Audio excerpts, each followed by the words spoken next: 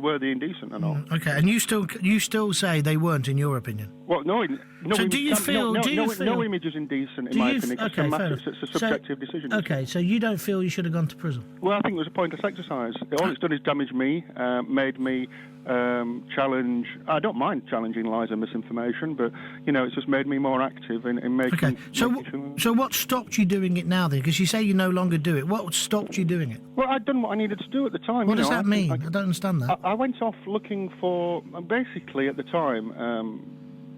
I don't really have the time here, but it was an issue of exploring lots of issues. It was an issue of me feeling that I was being stress at work issues, basically. Okay, so, what help did you get? What help did you get? No, you don't get really. So you got no real treatment when you were in prison?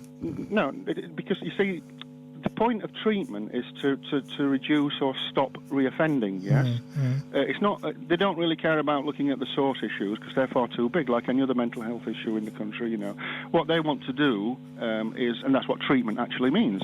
That's when people say there's no cure, inverted commas, for paedophilia. Well, of course there's not. It's just human sexuality. What there is treatment, inverted commas, to stop people offending or reoffending. That's what treatment means. Okay. And they can only apply the amount of treatment to the relative risk of the person. Okay, just going back to Chris then, do you think Chris is putting your life or other people's life like yours in danger? I've no doubt whatsoever. If you read some of the comments on Chris's groups, plus groups which are associated and supporting him, it is definitely whipping up a storm. All right, so therefore he should be banned from doing that?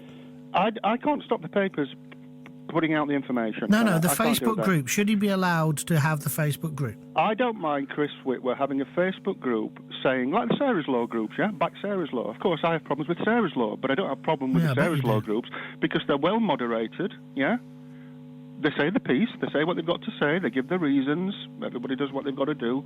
No problem with that at all. What I have is, just look at the tag titles in his groups, how he talks about offenders. He doesn't come from a balanced, rational point of view of saying, look, we must stop abuse against children, we must help people stop offending, blah-de-blah-de-blah. What do you think about the abuse of children? It's absolutely in our society. Well, it depends what I mean by abuse, of course. That's another story in itself. But what we're talking about here, illegal sexual offending on children, isn't accepted in our society. Of course it is. That's enough of him, I think. Your opinion, if you want to comment on that, 020 33 64 7000. This is the home of free speech. It was important to let him have his say, but I think we quite clearly now can make up our minds and talk about it. What did you make of what Nigel had to say in Doncaster? And I tell you now, that wasn't a wind-up call. That was genuine. Your opinion. 020 33 64 7000. I do need a reaction. Sun Talk is live at suntalk.co.uk. In Spain on Spectrum FM and Bay Radio. Plus 91 to 92 Power FM in the Canary Islands.